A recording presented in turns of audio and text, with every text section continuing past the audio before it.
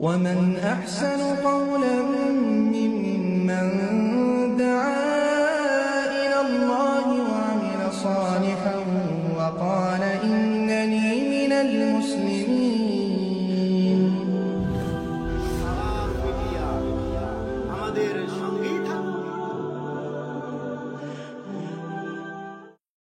بسم الله الرحمن الرحيم الحمد لله والصلاة والسلام على رسول الله أما بعد সম্মানিত আমার দ্বীনী ভাইরা আসসালামু আলাইকুম ওয়া রাহমাতুল্লাহি ওয়া বারাকাতুহু।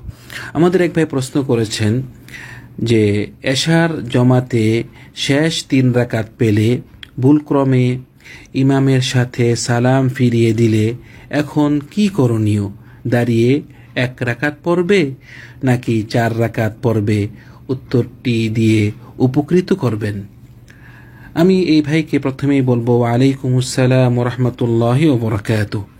কেউ যদি জমাতে শহীদ নামাজ পড়ে এবং তার যদি 1 রাকাত 2 রাকাত 1 রাকাত 2 রাকাত তার মিস হয়, সে না পায়, তখন সে ভুলে যদি ইমাম সাহেবের সাথে সালাম ফিরিয়ে ফেলে, তার কাজ হবে এভাবে: সে যদি সালাম ফিরাবার পরে তার স্মরণ হয়, তখন সে যেই রাকাত তার বাকি ছিল ওই রাকাতগুলো পুরো করে সে সুজুদ সাহওয়ে দিবে, মানে সজদা দিবে।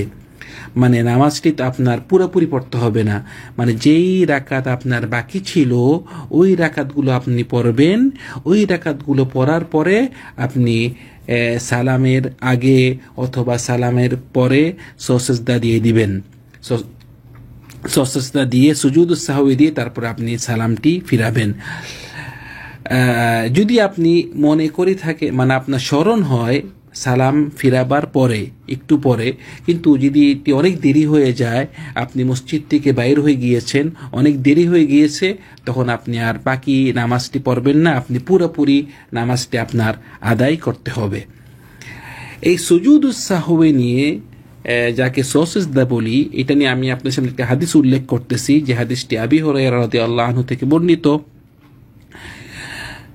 হাদিসটি সহিহ আল বুখারী এবং সহিহ মুসলিমে পাওয়া যায় যে রাসূল সাল্লাল্লাহু আলাইহি ওয়াসাল্লাম একদিন জোহর অথবা আসর নামাজ পড়েছে এবং 2 রাকাত পরেই তিনি সালাম ফিরিয়ে ফেলেছেন। সালাম ফিরিয়ে উনি মুসল্লিদের দিকে ফিরে বসছেন এবং উনার চেহারাতে একটু রাগান্বিত ছিল। তখন মানে কোনো সাহাবী উনাকে মানে প্রশ্ন করার মতো সাহস পেয়নি।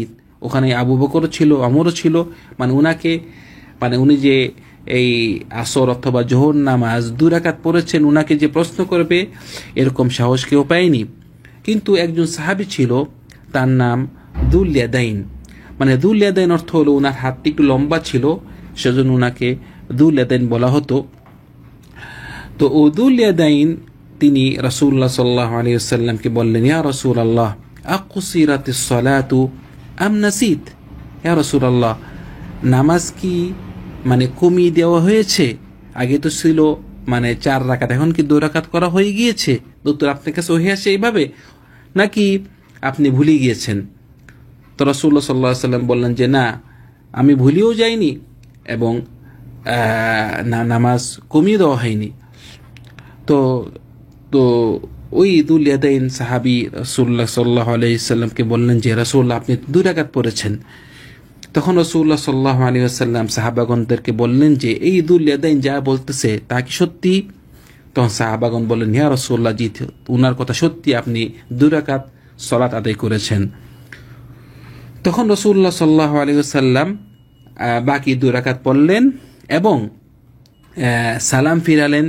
তারপরে 2টি সিজদা দিয়েছেন, তারপরে আবার সালাম ফিরিয়েছেন।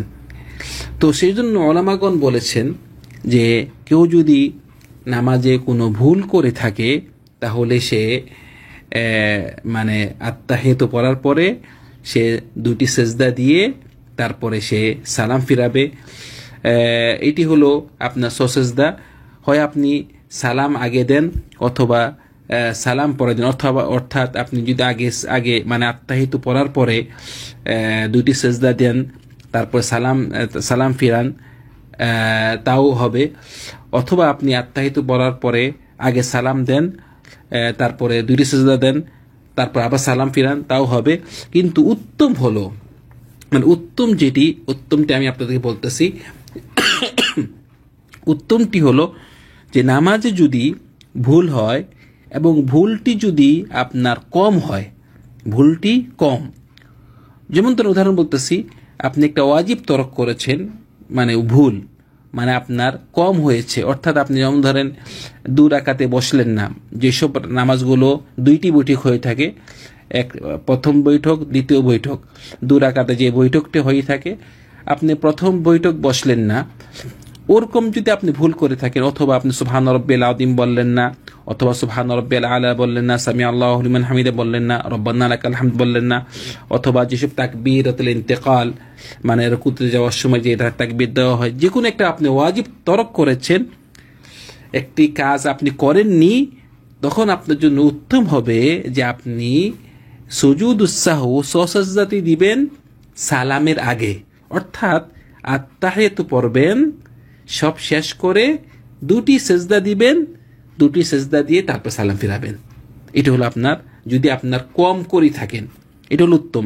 আর যদি আপনি বেশি হয়ে যায় আপনার, মানে নামাজে একটু বেশি পড়ে ফেলেছেন, যেমন ধরেন এখানে রাসূলুল্লাহ সাল্লাল্লাহু আলাইহি ওয়াসাল্লাম যে হাদিসটি উল্লেখ করেছি, উনি 2 রাকাত পরে বসে গিয়েছেন এবং 2 রাকাত পরে বসে উনি আত্তাহিয়াতু পড়েছেন, আবার দুরূদ শরীফ পড়েছেন, সালাম ফিরিয়েছেন, তো এটা আপনার কাজটি বেশি হয়ে গিয়েছে। যখন নাকি কাজ বেশি হয়ে যাবে, তখন নিয়ম হবে সালামটি হবে আপনার মানে সালাম, মানে আগে সালাম দিবেন, তারপর সেজদা দিবেন।